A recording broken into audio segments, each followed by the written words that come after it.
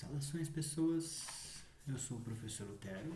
Essa é uma aula de Química, conteúdo de Química Geral. Ainda vamos conversar sobre a matéria. Nessa aula especificamente, trataremos do assunto de métodos de separação de mistura. Como a gente já conversou em aulas passadas, né, a Química, então, se preocupa em estudar a composição e a transformação da matéria. Então a gente começa definindo o que é matéria, né? Tudo que ocupa lugar no espaço tem massa. E no segundo momento a gente começa a tentar encontrar formas de diferenciar um tipo de matéria de outro tipo de matéria. A partir daí a gente começa a usar as características específicas de cada tipo de matéria. Né? Então a gente usa essas características, essas propriedades específicas concernentes a cada tipo de material para identificar esses diferentes tipos de material, né? E conseguir garantir que estamos trabalhando com ele de uma forma pura. Né? Uma vez que a gente já viu que misturas interferem em propriedades macroscopicamente visíveis, né? Que a gente consegue ver a olho nu, identificar a olho nu. Então, para a gente entender mais a fundo a matéria, é bom garantir que a gente esteja trabalhando com a substância em si, né, de estudo, ou a substância pura em si de estudo. A grande questão é que a natureza, o universo ao nosso redor é uma grande mistura, né? Desde o ar que a gente respira, o nosso corpo metaboliza oxigênio, mas na atmosfera terrestre a gente tem uma mistura de diferentes gases, né? 70% aproximadamente de nitrogênio, uns 20 e tanto por cento de oxigênio, tem gás carbônico também, tem alguns gases nobres, a água que a gente bebe também é uma mistura, né? A gente bebe água mineral e é importante que tenha esses minerais dentro da água, né? Quando a gente vai extrair algum metal, né? Geralmente a gente não pega esse minério de metal puro, geralmente ele está dentro de uma mistura, então convém que a gente consiga separar essas misturas que existem ao redor da gente, né, dentro da natureza, para que a gente consiga trabalhar com uma substância específica, né, visando a propriedade específica dessa substância, tá? Por exemplo, a descoberta de como separar, né, purificar alguns tipos de metais foram marcos muito importantes para a gente enquanto desenvolvimento social, né? A era do bronze, a era que a gente começou a conseguir produzir ferro, então ligas metálicas diferentes com resistências diferentes para as ferramentas possibilitam maior ou menor avanço social, né? Isso vale para outras coisas também, como medicamentos mais para frente, tá? Convém que dentro da grande mistura que existe dentro do universo a gente consiga identificar as substâncias que existam dentro dessas misturas e separá-las. Assim a gente consegue entender melhor como essas substâncias funcionam e usá-las de uma forma melhor. Tá? Como a gente separa as misturas, então? A gente usa as propriedades. Tá? Que propriedades a gente usa? As propriedades específicas de cada substância. Então, como cada substância tem uma propriedade específica, as diferenças de propriedades, né, de substâncias pertencentes a uma mistura vão permitir que a gente pense numa forma específica para separar essas duas substâncias dessa mistura, tá? Bom, qual método a gente vai usar em cada caso, né? Eu fiz um apanhado mais ou menos geral aqui de alguns métodos de separação de misturas principais, tá? Existem outros também. Eu separei em função de estado físico das substâncias, tá? E como a gente identifica de forma visual a mistura. Então vamos lá. Primeiro passo, como é que a gente diferencia essas misturas, né? Vamos colocar as misturas que existem no mundo em dois grandes grupos, tá? Misturas homogêneas e misturas heterogêneas, certo? Então as misturas heterogêneas têm uma heterogeneidade, tem mais de alguma coisa ali dentro que a gente consegue identificar de forma visual. Então água e óleo, vejo água, vejo óleo, heterogêneo, vejo duas fases.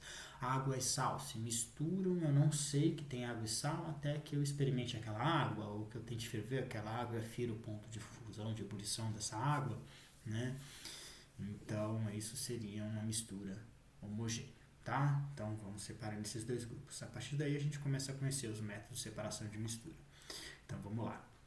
O método então vai depender do quê? Do tipo de mistura. Vamos começar analisando as misturas heterogêneas, tá? Se eu tiver uma mistura heterogênea de dois sólidos, como assim? Por exemplo, eu tenho um monte de feijão e dentro desses feijões tem pedras, né? Nesse caso, a gente pode proceder com uma coisa chamada catação, né? Então, como eu consigo identificar os componentes da mistura de forma visual, né, observando, uma das coisas que eu posso fazer, né, dependendo da proporção e quantidade que tiver da substância ali dentro, eu posso simplesmente pegar as coisas que eu não quero, tá? O nome é isso, é catação, é catar, tá? Então, mais ou menos isso aqui. Tem o feijão, né? Dentro do feijão às vezes tem pedra, a gente vai catar as pedrinhas do feijão e separando o feijão e as pedras ou impurezas que tem ali no meio. A gente costuma usar a catação, pode usar a catação também para coleta seletiva, né? Se a gente pega todas as coisas que são recicláveis, deixa elas limpas e coloca num recipiente, manda para reciclagem, alguém vai ter que separar isso depois, né? E a gente separa de forma visual também. Olha, isso aqui é papel, isso aqui é plástico, isso aqui é metal, catando. Outro método que a gente tem é a levigação. A levigação também vai ser utilizada para separar mais de um sólido. Então eu tenho dois sólidos, meio que consigo identificar de forma visual eles. E aí eu uso a densidade deles, né, para separar a mistura. As substâncias que são mais densas, elas tendem a ficar no fundo e as menos densas ficar para cima. E aí a gente passa com um fluido dentro dessa mistura, conforme eu mexo nessa mistura, né? E aí esse fluido vai levando as partículas mais leves e deixando as mais pesadas para trás, tá? A gente usa essa levigação, por exemplo, para ouro, né? Quando a gente vai minerar ouro, quem minera ouro pode fazer isso, né? Pega algumas porções de terra debaixo do rio e deixa a água passando enquanto ele vai mexendo. A água vai levando as poeiras, as pedrinhas mais leves para fora, levando embora, e os metais tendem a ficar no fundo. Assim a gente consegue separar o ouro da grande mistura de várias pedras e minerais que tem ali dentro do rio, né? Ao fundo. A gente pode usar essa levigação também para separar cascas de sementes de alguma coisa, amendoim, talvez, né? A gente chacoalha, o vento vai levando as cascas, enquanto a semente vai ficando para trás, por ser mais densa, mais pesada. Bom, ainda separando sólidos sólidos, temos a separação magnética, essa é usada geralmente em ferro velho, né? Então a gente usa um ímã poderosão para atrair materiais que tenham essa propriedade magnética, que geralmente estão associados com a presença de ferro, né? Então, se tem essa propriedade magnética, pode ser atraída por um ímã, eu posso usar isso para separar de outras substâncias que não são atraídas por ímã, tá? A gente usa isso para identificar também, né? Quem já levou alguma coisa no ferro velho, dependendo do metal que você vai vender no ferro velho, eles usam um ímã para identificar a composição desse metal, né? A propriedade magnética é pertinente a um metal específico, tá? Tem esse caso que aparece em vestibulares às vezes, aqui do lado, que está relacionado com uma limalha de ferro caiu dentro da areia, como eu separo? Separação magnética, né? Não é uma coisa tão comum no nosso dia a dia, isso aqui é mais comum dentro da sociedade, né? Usar grandes ímãs para separar metais que têm essa propriedade magnética de outros materiais, mas seria um uso também de forma criativa, tá? Outro método é a dissolução fracionada. Se eu tenho dois sólidos, né, que eu vejo que é uma mistura, tá ali, da hora, e esses sólidos, um deles se dissolve num líquido e o outro não. Vou jogar um líquido lá dentro. Esse líquido vai dissolver um dos sólidos, o outro vai ficar para trás, né? Por exemplo, a areia do mar. A areia do mar, ela tem partículas de areia e tem sal, né? Porque tem sal dentro do mar. Se eu quiser tirar o sal de dentro da areia do mar, o que eu posso fazer? Pego essa areia e coloco dentro da água. O sal vai se dissolver dentro da água, então eu posso retirar só a água e deixar a areia para trás. Essa água eu sei que é uma água com sal, tá? Isso seria dissolução fracionada, exatamente o que eles fizeram aqui, tá? Bom, agora vamos pensar em sólidos misturados com líquidos, tá? E aí vamos conhecer algumas separações de sólidos. Então até agora a gente viu sólido misturado com sólido, tá? Sólidos misturados com líquidos, eu tenho duas opções, né? O sólido que se dissolve dentro do líquido, que se mistura no líquido de forma que parece que é uma coisa só, se eu colocar sal, açúcar dentro da água, ou sólidos que não se dissolvem, né? Insolúveis, né? Se eu jogar areia dentro da água, por exemplo, tá? Barro, não vai se dissolver, vai ficar ali dentro da água. Nesse caso, vamos falar de métodos de separação para sólidos que não estão dissolvidos, que estão em suspensão, tá bom? Depois a gente fala dos dissolvidos. São processos um pouco diferentes, um pouco distintos, devido ao tipo de interação que acontece entre as partículas nesses dois tipos de mistura, tá? Vamos lá. Então, mais comum é a decantação antiga, né? Então, se eu tenho uma água barrenta, uma terra barrenta ou cheia de areia, eu posso simplesmente esperar que o sólido decante, ou seja, que ele caia ao fundo do meu recipiente, e aí eu retiro o líquido por cima, tá? Consigo retirar o líquido por cima. A decantação pode ser usada em líquidos, já vou mostrar para vocês também, tá? Entre líquidos, tá? A gente usa isso aqui para purificação da água, né? O sistema de tratamento de água que a Sabesp tem, uma das partes é a decantação. Então a gente tem que tirar o excesso de sujeira, então coloca um floculador, um floculante, né? Uma substância que vai fazer as partículas que são muito pequenas se aglutinarem, se agregarem. Isso faz com que elas fiquem mais pesadas e facilita esse processo de decantação. Então, manda essas águas para tanques de decantação imensos. Então, vai acontecer a decantação de lama, lodo, aí é uma pré-separação já, né? Já começa a tirar as impurezas ali do meio. Aí a gente usa simplesmente a força gravitacional para isso acontecer, tá? A filtração, a gente usa isso bem no nosso dia a dia, né? Na filtração, eu vou colocar um papel ou um sistema de filtro, em geral, né? Que faz com que o líquido passe e o sólido fica para trás, tá? A gente usa para fazer café, por exemplo. A gente faz o extrato, né? A gente extrai o sumo do café do pó de café, mas a gente não quer beber o pó de café em si. Então, desse pó de café especificamente, a gente deixa ele num filtro. O filtro vai garantir com que o pó de café não passe, tá bom? É isso. Agora, ainda em misturas heterogêneas, tá? Vamos pensar em dois líquidos numa mistura. Só que agora são líquidos immiscíveis, líquidos que não se misturam, líquidos heterogêneos, tá? Que apresentam duas fases, como por exemplo água e óleo. A decantação, que a gente tinha visto, também pode ser usada aqui, tá? Nesse caso, a gente coloca num funil de decantação, ó. E aí a substância mais densa, né, o líquido mais denso vai ficar embaixo, o líquido menos denso vai ficar em cima. Então o óleo boia na água, então o óleo é menos denso, então ele vai ficar por cima. Se eu colocar ele no funil de decantação, consigo separá-los, né? Aqui eu abro minha torneirinha, deixo o líquido mais denso sair e o menos denso fica para trás, tá? Para que a gente poderia usar isso, né? Quando a gente tem um extrato específico de uma planta, de alguma coisa, a gente usa um meio para fazer esse extrato, né? Por exemplo, eu tenho uma folha que tem um princípio ativo de uma medicação. O que eu vou usar para extrair isso de lá? Aí a gente pode usar o álcool, por exemplo, para fazer uma extração. Coloca aquele monte de folha dentro do álcool. Mas consumir aquele princípio ativo dentro do álcool pode não ser tão interessante para a gente. Então a gente vai transferir essa substância que foi extraída dentro do álcool para outro líquido. E aí eu misturo esse álcool com outro líquido, geralmente um líquido orgânico, um óleo, chacoalho, vai acontecer a transferência, mas depois eu preciso separar essas duas substâncias que não se misturam, né? Aí eu uso a decantação para isso, tá? Bom, agora a gente passa para as misturas homogêneas. Aqui a gente tem que ser um pouquinho mais criativo ainda, tá? Por quê? Porque eu nem sei o que é uma mistura, né? Visualmente eu tenho que fazer outros testes para saber, tá? Bom, vamos lá então. Aí começam os nominhos feios. Por mais que vocês vejam que tem alguns nomes feios aqui para trás também, percebam que os métodos de separação de mistura nada mais são do que propriedades específicas da matéria, né, o conhecimento das propriedades específicas da matéria, utilizadas para pensar numa forma de separar. Né? A gente faz isso intuitivamente no nosso dia a dia em grandes partes, né? Não todas aqui, algumas convém mais para o experimento químico bem específico de entendimento de constituição da matéria, mas não é uma coisa de outro mundo, tá?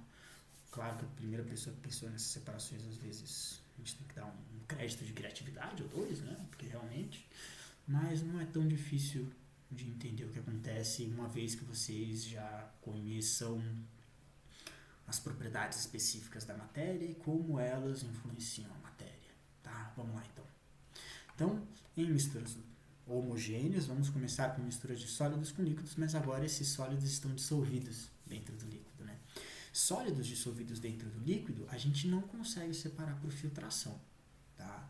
A filtração vai segurar apenas sólidos em suspensão, sólidos que não estão dissolvidos, certo?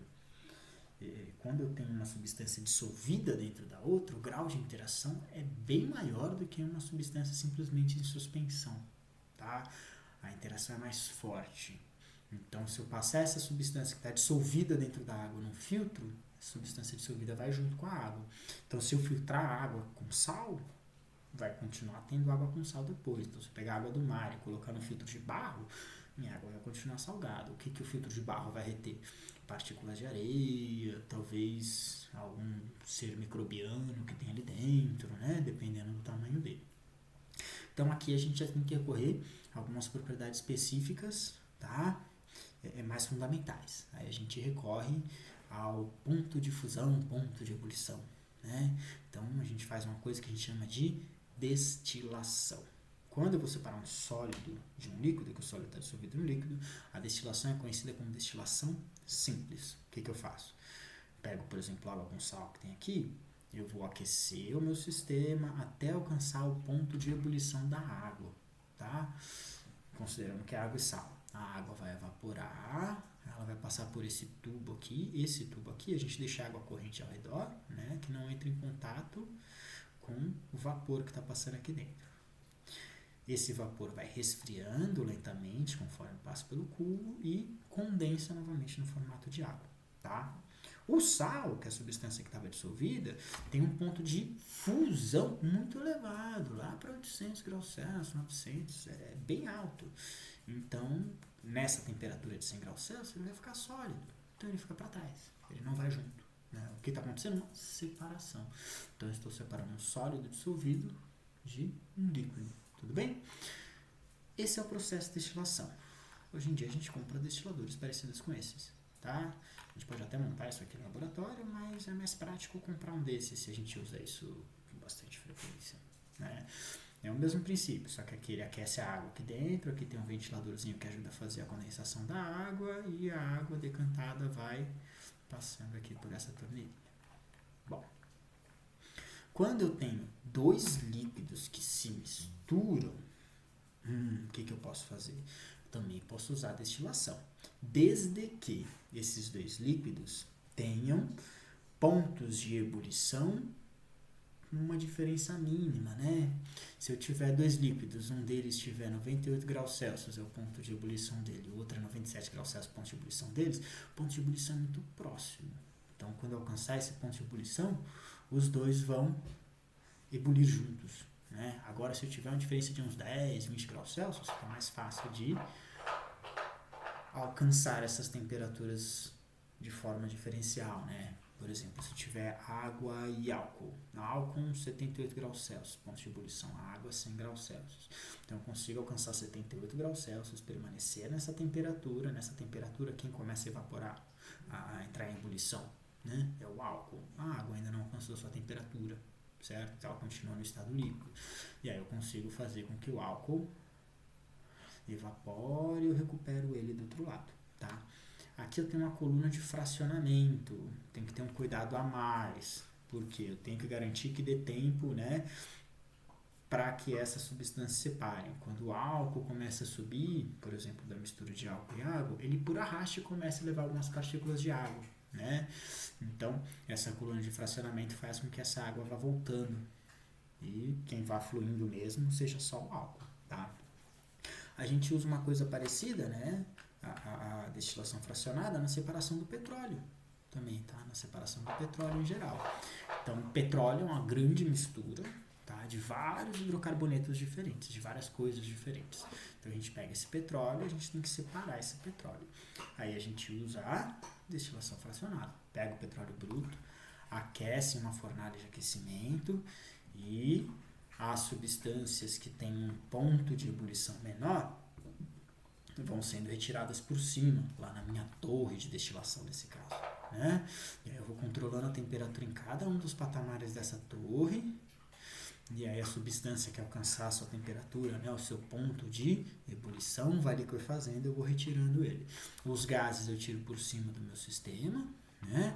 E aí conforme a temperatura, o ponto de ebulição vai aumentando da substância, porque o tamanho da substância vai aumentando, eu vou retirando ele em patamares menores. Então, butano, propano, gás de cozinha, tira a gasolina, depois tira a querosene, diesel, óleo combustível, lá embaixo no fundo, que é muito, né? Asfalto, lubrificante, parafina. Então eu tiro as substâncias, separo elas conforme seus pontos de fusão. Nesse caso, ponto de ebulição, desculpa. Bom, a gente pode usar também, né, essa destilação fracionada de uma forma um pouco mais industrializada, né, no processo de fabricação do álcool a partir da cana-de-açúcar, né? Então a gente faz a extração da cana, faz o tratamento do caldo, produz o açúcar, aí desse caldo faz uma fermentação. Nessa fermentação da cana-de-açúcar, do açúcar da cana-de-açúcar, que surge o álcool. Só que ele vai surgir com um monte de impurezas, né? Inclusive água ali no meio. Então passar por um filtro, porque eu tenho que tirar as partículas sólidas primeiro, e depois eu tenho que garantir que tenha só álcool dentro do meu recipiente. Faço uma destilação fracionada também para separar o álcool, principalmente da água que tem ali no meio. Tá? Bom, quando os pontos de ebulição são muito próximos, é um pouco mais difícil. Aí a gente não pode usar destilação fracionada, mas a gente pode usar a cromatografia. Tá? A cromatografia, ela também serve como técnica de identificação e de análise, tá? Mas a gente pode usar para separar componentes também. Ela vai usar a força de interação que existem entre diferentes partículas, tá? Então, a gente coloca uma parede, tipo uma folha de papel. Nessa folha de papel, com uma composição específica que varia dependendo do que a gente quer separar, a gente coloca a mistura líquida que a gente já tem ali no meio. Uma das substâncias que está na mistura tem uma força de interação maior com essa parede do que a outra, né, substância que faz parte dessa mistura. A que tem uma força maior vai começar a subir essa minha parede, enquanto a outra vai começando a ficar para trás. E aí a gente consegue separar as substâncias em função dessa diferença de força de interação entre as substâncias. É um pouco mais chato de entender esse aqui, porque pressupõe um entendimento um pouco melhor em forças intermoleculares, pelo menos. A gente vai falar disso um pouco mais para frente. Bom, se eu tiver dois gases misturados, nesse caso com gases, não tem outra opção senão as misturas serem homogêneas, tá? Então, se eu tenho dois gases ou mais, né, substâncias gaseosas, a mistura de gases será sempre homogênea. Aí a gente pode usar a liquefação fracionada. É parecido com a destilação fracionada, né? Mas só que ao invés de, quando eu falo parecido, principalmente com esse sistema aqui que a gente usa para o petróleo, só que aqui no petróleo a gente está aquecendo, né? Aqui a gente está resfriando, tá? Então, os gases na temperatura ambiente possuem temperaturas de ebulição muito baixinhos, então a gente tem que resfriar, alcançar esse ponto de ebulição para eles virarem líquidos, né? Então eu pego esses gases da atmosfera, por exemplo, e passo num sistema de resfriamento, tá? E aí ele vai liquefazendo conforme a temperatura de ebulição é alcançada para determinados gases, certo? E aí eu consigo separar alguns gases específicos em função de suas temperaturas de ebulição, em função do que a gente quer também, tá? Então, nitrogênio líquido a gente consegue assim da atmosfera, oxigênio líquido e assim sucessivamente, tá? Bom, é isso. Próxima aula vai ser de exercícios, método de separação de mistura. Até mais.